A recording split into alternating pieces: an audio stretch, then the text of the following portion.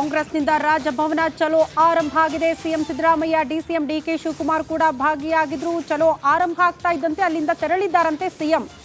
ನಾವಾಗಲೇ ಹೇಳ್ತಾ ಇದ್ವಿ, ಸಿಎಂ ಸಿದ್ದರಾಮಯ್ಯನವರು ಬಂದು ರಾಜಭವನ ಚಲೋದಲ್ಲಿ ಭಾಗಿಯಾಗ್ತಾ ಇದ್ದಂತೆ ಒಳಗಡೆ ಟೆನ್ಷನ್, ಮುಖದಲ್ಲಿ ಮಾತ್ರ ಮಂದಹಾಸ ಅನ್ನೋ ರೀತಿಯಲ್ಲಿ ಕಾಣಿಸ್ತಾ ಇತ್ತು ಅವರ ಪರಿಸ್ಥಿತಿ.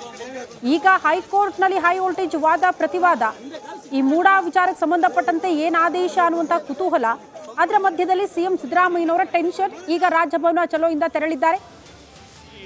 ವ್ಯತ್ಯಾಸಗಳ ರೀತಿಯಲ್ಲಿ ನಿಮ್ಮನ್ನ ಬೇರೆ ದೃಷ್ಟಿಯಲ್ಲಿ ನೋಡೋದಿಲ್ಲ ಅವಾಗ ಅಂತ ಹೇಳೋದಕ್ಕೆ ಹೋಗ್ತಾ ಇದ್ದೀವಿ ಸರ್. ಈಗ ಹೈಕಮಾಂಡ್ ಮಟ್ಟದಲ್ಲಿ ಸಿದ್ದರಾಮಯ್ಯನವರ ಪರವಾಗಿ ಹೆಂಗೆ ಬೆನ್ನಿಗೆ ನಿಂತ್ಕೊಂಡಿದ್ದಾರೆ ಸರ್ ಹೈಕಮಾಂಡ್ ನಾಯಕರು?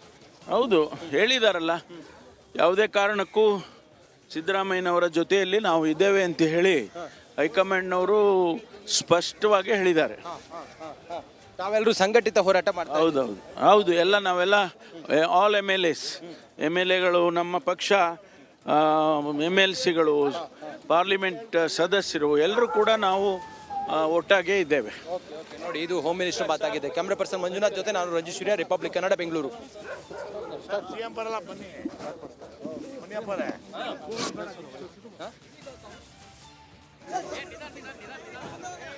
ಒಂದ್ ಕಡೆ ಸಿಎಂ ಸಿದ್ದರಾಮಯ್ಯನವರು ರಾಜಭವನ ಚಲೋ ಆಗ್ತಾ ಇದ್ದಂತೆ ಅಲ್ಲಿಂದ ಹೊರಟರು. ಈಗ ತಾನೇ ಗೃಹ ಸಚಿವ ಡಾಕ್ಟರ್ ಜಿ ಪರಮೇಶ್ವರ್ ಅವರು ಕೂಡ ಮಾತನಾಡ್ತಾ ಇದ್ರು. ಇದು ಬಿಜೆಪಿ ನಾಯಕರ ಭ್ರಷ್ಟಾಚಾರ ವಿಚಾರಕ್ಕೆ ಸಂಬಂಧಪಟ್ಟಂತೆ ಪ್ರಾಸಿಕ್ಯೂಷನ್ಗೆ ಅನುಮತಿ ಕೊಡಬೇಕು ಅಂತ ಆಗ್ರಹಿಸಿ ರಾಜಭವನ ಚಲೋ ಹಮ್ಮಿಕೊಂಡಿರೋದು ಕಾಂಗ್ರೆಸ್ ನಾಯಕರು. ಮತ್ತೊಂದು ಅಪ್ಡೇಟ್ ಲಭ್ಯವಾಗ್ತಾ ಇದೆ. ಒಂದು ಪ್ರಕರಣದಲ್ಲಿ ಮಾತ್ರ ಸಿಎಂಗೆ ನೋಟಿಸ್ ನೀಡಲಾಗಿದೆ, ಉಳಿದ ಪ್ರಕರಣಗಳಲ್ಲಿ ನೋಟಿಸ್ ನೀಡಿಲ್ಲ. ಒಂದು ಪ್ರಕರಣಕ್ಕೆ ಸಂಬಂಧಪಟ್ಟಂತೆ ನೋಟಿಸ್ ನೀಡಲಾಗಿದೆ, ಇನ್ನೆರಡು ಪ್ರಕರಣಗಳಲ್ಲಿ ನೋಟಿಸ್ಸೇ ನೀಡಿಲ್ಲ. ಸೊ ಈ ವಿಚಾರವೂ ಕೂಡ ಇಲ್ಲಿ ಪ್ರಸ್ತಾಪ ಆಗ್ತಾ ಇದೆ. ಉಳಿದ ಪ್ರಕರಣಗಳಲ್ಲಿ ನೋಟಿಸ್ ನೀಡಿಲ್ಲ ಅಂತ 3 ಪ್ರತ್ಯೇಕ ದೂರು ದಾಖಲಾಗಿರುವ ವಿಚಾರಕ್ಕೆ ಸಂಬಂಧಪಟ್ಟಂತೆ ಒಂದಕ್ಕೆ ಸಂಬಂಧಪಟ್ಟಂತೆ ನೀಡಲಾಗಿದೆ, ಇನ್ನೆರಡಕ್ಕೆ ಹೌದು ಅಬ್ರಹಂ ಅವರ ದೂರಿಗೆ ಆಧಾರದ ಮೇಲೆ ಮಾತ್ರ ಶೋಕಾಸ್ ನೋಟಿಸ್ ಅನ್ನ ಕೊಟ್ಟಿದ್ದಾರೆ ರಾಜ್ಯಪಾಲರು. ಆದ್ರೆ ಪ್ರಾಸಿಕ್ಯೂಷನ್ಗೆ ಅನುಮತಿ ನೀಡೋ ಸಂದರ್ಭದಲ್ಲಿ ಸ್ನೇಹಮಯಿ ಕೃಷ್ಣ ಹಾಗೆ ಪ್ರದೀಪ್ ಕುಮಾರ್ ಅವರ ಹೆಸರನ್ನು ಕೂಡ ಸೇರಿಸಿದ್ದಾರೆ. ಇದು ನ್ಯಾಚುರಲ್ ಜಸ್ಟಿಸ್ ಅಲ್ಲ ಅನ್ನೋದು ಅಭಿಷೇಕ್ ಮನು ಸಿಂಘ್ವಿ ಅವರ ವಾದ ಆಗಿತ್ತು. ಆದ್ರೆ ಈಗ ತುಷಾರ್ ಮೆಹ್ತಾ ಅವರು ಹೇಳ್ತಿದ್ದಾರೆ, ಸುಪ್ರೀಂ ಕೋರ್ಟ್ ನಲ್ಲೇನೆ ಈ ರೀತಿಯ ಪ್ರಕರಣಗಳಲ್ಲಿ ಸ್ಪಷ್ಟವಾಗಿ ಹೇಳಲಾಗಿದೆ, ಯಾವುದೇ ರೀತಿಯಲ್ಲೂ ಕೂಡ ನೋಟಿಸ್ ಅನ್ನ ನೀಡಲಿಕ್ಕೆ ಇಂಥದ್ದೇ ಕಾರಣ ಅಂತ ಹೇಳಿ ಸ್ಪೆಸಿಫಿಕ್ ಆಗಿ ಹೇಳಬೇಕು ಅನ್ನೋ ಕಂಪಲ್ಷನ್ ಇಲ್ಲ. ಆದ್ರೂ ಕೂಡ ರಾಜ್ಯಪಾಲರು TJ ಅಬ್ರಹಂ ಅವರ ವಿಚಾರವನ್ನ ಅಲ್ಲಿ ಪ್ರಸ್ತಾಪ ಮಾಡಿದ್ದಾರೆ. ಹೀಗಾಗಿ ಇಲ್ಲಿ ನ್ಯಾಚುರಲ್ ಜಸ್ಟಿಸ್ ಉಲ್ಲಂಘನೆ ಅನ್ನೋ ಮಾತು ಬರೋದೇ ಇಲ್ಲ. ನೋಡಿ, ಹೈ ವೋಲ್ಟೇಜ್ ನ ವಾದ ಪ್ರತಿವಾದ ಮಂಡನೆ ಆಗ್ತಾ ಇದೆ. ಈ ಸಂದರ್ಭದಲ್ಲೂ ಕೂಡ ಹಾಸ್ಯ ಚಟಾಕಿ. This is the beauty of the courts. ಕೋರ್ಟ್ನ ಆರ್ಗ್ಯುಮೆಂಟ್ಗಳು ತೀರಾ ಫಾಲೋ ಮಾಡ್ಲಿಕ್ಕೆ ಸ್ವಲ್ಪ ಕ್ಲಿಷ್ಟಕರ ಅನ್ಸುತ್ತೆ ಸಾಮಾನ್ಯ ಜನರು, ನಾವು ನೀವು ಶ್ರುತಿ ಕೇಳುವಾಗ. ಬಟ್ ಅದನ್ನ ಅದ್ರ ಬಗ್ಗೆ ಆಸಕ್ತಿ ಇರೋರು ಕೇಳಿಸುವಾಗ ಅದನ್ನ ಎಂಜಾಯ್ ಮಾಡೋ ಲೆವೆಲ್ಲೇ ಬೇರೆ ಇರುತ್ತೆ. ಅಂದ್ರೆ ಹಾಸ್ಯ ಚಟಾಕಿ ಈ ಹಿಯರಿಂಗ್ ಸಂದರ್ಭದಲ್ಲೂ ಆಗಿದೆಯಂತೆ.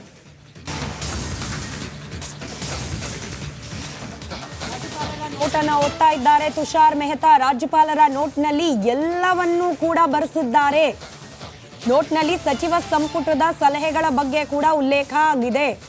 ಸಿಎಂ ಸಿದ್ದರಾಮಯ್ಯ ಅವರಿಂದ ಬಂದ ಉತ್ತರದ ಬಗ್ಗೆ ಕೂಡ ಉಲ್ಲೇಖ ಆಗಿದೆ.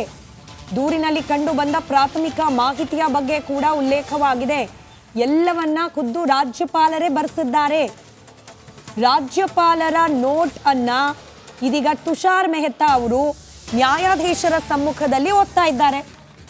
ಇನ್ ಡೀಟೇಲ್ ಆಗಿ ಉತ್ತರ ಕೊಟ್ಟಿಲ್ಲ ರಾಜ್ಯಪಾಲರು, ಇನ್ ಡೀಟೇಲ್ ಆಗಿ ಬರ್ದಿಲ್ಲ, ಇತ್ಯಾದಿ ಆರೋಪಗಳನ್ನ ಅಭಿಷೇಕ್ ಮನು ಸಿಂಘ್ವಿ ಅವರು ಹೇಳ್ತಿದ್ರಲ್ಲ. 100 ಪುಟಗಳ ಕ್ಯಾಬಿನೆಟ್ ಉತ್ತರ ಇತ್ತು, ಗವರ್ನರ್ ಕೇವಲ 2 ಪುಟದಲ್ಲಿ ಅದಕ್ಕೆ ಉತ್ತರ ಕೊಟ್ಬಿಟ್ರು. ಹಿಂಗೆಲ್ಲ ಆರ್ಗ್ಯುಮೆಂಟ್ ಆಗ್ತಾ ಇತ್ತಲ್ಲ. ಬಟ್ ರಾಜ್ಯಪಾಲರು ಕೊಟ್ಟಿರುವ ನೋಟನ್ನ ಇದೀಗ ಓದಿ ಹೇಳ್ತಾ ಇದ್ದಾರೆ ತುಷಾರ್ ಮೆಹ್ತಾ. ಇದರಲ್ಲಿ ಕ್ಯಾಬಿನೆಟ್ ಡಿಸಿಷನ್ ಬಗ್ಗೆ ಕೂಡ ಉಲ್ಲೇಖ ಇದೆ. ವಿಚಾರವನ್ನ ಪ್ರಸ್ತಾಪ ಮಾಡುತ್ತಿದ್ದಾರೆ. 17A ಅಡಿಯಲ್ಲಿ ಪೂರ್ವಾನುಮತಿ ವಿಚಾರಕ್ಕೆ ಸಂಬಂಧಪಟ್ಟಂತೆ ಈ ಹಿಂದೆ ಅಭಿಷೇಕ್ ಮನು ಸಿಂಘ್ವಿ ಅವರು, ಸಿಎಂ ಪರ ವಕೀಲರು, ಈ ವಿಚಾರವನ್ನ ಪ್ರಸ್ತಾಪ ಮಾಡಿದ್ರು. ರಾಜ್ಯಪಾಲರು ತಮ್ಮ ವಿವೇಚನೆ ಬಳಸದೆ ತರಾತುರಿಯ ನಿರ್ಧಾರ ಕೈಗೊಂಡಿದ್ದಾರೆ. 17A ಅಡಿ ಆ ನಿಯಮಗಳನ್ನ ಪಾಲನೆ ಮಾಡಿಲ್ಲ ಅಂತ, ಬಳಸಬೇಕು ಅಂತ ಏನಿಲ್ಲ ಅಂತ ಇಲ್ಲಿ ಪ್ರತಿವಾದ ಕೂಡ ಮಂಡನೆ ಐಡಿಯಾ ಗೊತ್ತು ನಮಗೆ. ಹೇಳಿದ್ರು ನಾನೇನಾದ್ರು ಹೇಳಿದ್ರು ಏನಾದ್ರು ಒಂದು ರಾಂಗ್ ಇದ್ರೆ ಮಾತ್ರ ಹಾಕ್ತೀರಾ ನಾವು ಕರೆಕ್ಟ್ ನೋಡಿ. ನಮ್ಮ ಪಾರ್ಟಿಯಿಂದ DCM ಅವರು ಎಲ್ಲ ಹೇಳಿದ್ದಾರೆ, ಅದ್ರ ಪ್ರಕಾರನೇ ಮಾಡ್ತಾರೆ. ನೋಡಿದ್ದು KJ ಜಾರ್ಜ್ ಅವರ ಮಾತು. ಆ ಮೂಲಕ ಕಾಂಗ್ರೆಸ್ನ ನಾಯಕರು ಹೋರಾಟದಲ್ಲಿ ಏನು ಹೋಗ್ತಿರೋದನ್ನ ಗಮನಿಸ್ತಾ ಇದ್ದೀರಿ. ಎಸ್ ಸಿ ಮಾದೇವಪ್ಪನವರು ಕೂಡ ನಮ್ಮ ಜೊತೆಲಿದ್ದಾರೆ. ಸರ್, ರಾಜಭವನ ಚಲೋ ಹೊರಟಿದ್ದೀರಿ, ಆ ಮೂಲಕ ಏನು ಸಂದೇಶ ಕೊಡ್ತಾ ಇದ್ದೀರಿ ಸರ್ ರಾಜ್ಯಕ್ಕೆ? ರಾಜ್ಯಪಾಲರದ್ದು ಒಂದು ಸಂವಿಧಾನಿಕ ಹುದ್ದೆ. ಸಂವಿಧಾನ ಬಾಹಿರವಾಗಿ, ಕಾನೂನು ಬಾಹಿರವಾಗಿ ಸರ್ಕಾರದ ನಡೆ ಮತ್ತು ಜನಪ್ರತಿನಿಧಿಗಳು ಮಾಡಿದಾಗ ಕಾನೂನು ಚೌಕಟ್ಟಿನಲ್ಲಿ ಕ್ರಮ ಕೈಗೊಳ್ಳುವುದು ಅವರ ಆದ್ಯ ಕರ್ತವ್ಯ. ಇವರ ಪ್ರಕರಣದಲ್ಲಿ ಪ್ರಾಸಿಕ್ಯೂಷನ್ಗೆ ಅನುಮತಿಯನ್ನ ಕೇಳಿ SIT ಅವರು ರಾಜ್ಯಪಾಲರ ಅಂಗಳ ತಲುಪಿದ್ರು ಕೂಡ ಇಲ್ಲಿವರೆಗೂ ರಾಜ್ಯಪಾಲರು ಇದ್ರ ಬಗ್ಗೆ ಡಿಸಿಷನ್ ತಗೊಂಡಿಲ್ಲ. ಹೀಗಾಗಿ ರಾಜ್ಯಪಾಲರು ಈ ವಿಚಾರದ ಬಗ್ಗೆ ಕೂಡ ಗಮನ ಕೊಡಬೇಕು ಅನ್ನೋದು ಕಾಂಗ್ರೆಸ್ನ ವಾದ. ಮತ್ತೊಂದು ಕಡೆ ನೀವು ಈ ಅಂಶಗಳನ್ನ ಗಮನಿಸ್ತಿದ್ದೀರಿ, ಯಾವ ರೀತಿ ವಾದ ಮಂಡನೆ ಆಗ್ತಾ ಇದೆ ಅಂತ ಹೇಳಿ. ರಾಜ್ಯಪಾಲರು ತೆಗೆದುಕೊಂಡಿರುವ ಕ್ರಮ ಕಾನೂನಾತ್ಮಕವಾಗಿ ಸರಿಯಾಗಿದೆ ಅನ್ನೋದನ್ನ ತಮ್ಮ ವಾದದ ಮೂಲಕ ನ್ಯಾಯಮೂರ್ತಿಗಳ ಮುಂದಿಡ್ತಾ ಇದ್ದಾರೆ ತುಷಾರ್ ಮೆಹ್ತಾ ಅವರು. ರಾಜ್ಯಪಾಲರ ಪರ ವಕೀಲರಾದ ತುಷಾರ್ ಮೆಹ್ತಾ ಅವರ ವಾದ ಮಂಡನೆಯ ನೇರ ಪ್ರಸಾರದ ದೃಶ್ಯವನ್ನ ಕೂಡ ನೀವು ಮತ್ತೊಂದು ಬದಿಯ ಸ್ಕ್ರೀನ್ ನಲ್ಲಿ ಗಮನಿಸ್ತಾ ಇದ್ದೀರಿ. 2013ರ ಪ್ರಕರಣ ಉಲ್ಲೇಖಿಸಿದ್ದಾರೆ ತುಷಾರ್ ಮೆಹ್ತಾ. ಲಲಿತಾ ಕುಮಾರಿ ವರ್ಸಸ್ ಉತ್ತರ ಪ್ರದೇಶ ಕೇಸ್ ಬಗ್ಗೆ ಉಲ್ಲೇಖ ಮಾಡಿದ್ದಾರೆ.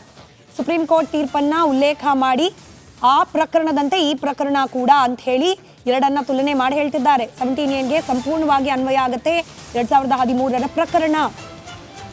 ಈ ಲಲಿತಾ ಕುಮಾರಿ ಕೇಸ್ನಲ್ಲಿ ಏನಾಗಿರುತ್ತೆ, ರಾಜ್ಯಪಾಲರಿಗೆ ಮೇಲ್ನೋಟಕ್ಕೆ ತಪ್ಪಾಗಿರೋದು ಗಮನಕ್ಕೆ ಬಂದ್ರೆ 17A ಅಡಿಯಲ್ಲಿ ಕ್ರಮಕ್ಕೆ ಮುಂದಾಗಬಹುದು ಅನ್ನೋದನ್ನ ಸುಪ್ರೀಂ ಕೋರ್ಟೇ ತಿಳಿಸಿದೆ.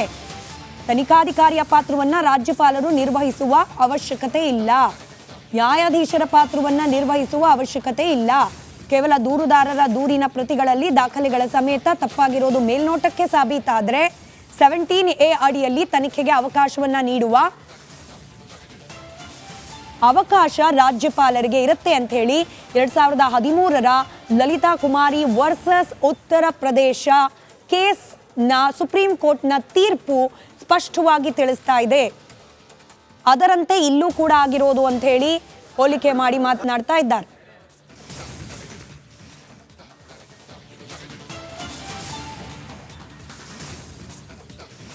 ಒಂದ್ ಕಡೆ ದೃಶ್ಯದಲ್ಲಿ ರಾಜಭವನ್ ಚಲೋ ಪ್ರಾರಂಭವಾಗಿರೋದನ್ನ ನೀವು ಗಮನಿಸ್ತಾ ಇದ್ದೀರಿ. ಉಪಮುಖ್ಯಮಂತ್ರಿಗಳು ಕೆಪಿಸಿಸಿ ಅಧ್ಯಕ್ಷರು ಆದ DK ಶಿವಕುಮಾರ್ ಅವರ ನೇತೃತ್ವದಲ್ಲಿ ಸಾಗ್ತಾ ಇದೆ ಈ ಪಾದಯಾತ್ರೆ, ರಾಜಭವನ್ ಚಲೋ ಯಾತ್ರೆ. ಕಿರಿಯ ಕಾಂಗ್ರೆಸ್ ನಾಯಕರು ಒಂದರ್ಥದಲ್ಲಿ ಇಡೀ ಸಚಿವ ಸಂಪುಟ ಇವತ್ತು ರಸ್ತೆಯಲ್ಲಿದೆ, ರಾಜಭವನದತ್ತ ಹೆಜ್ಜೆಯನ್ನ ಇಡ್ತಾ ಇದೆ.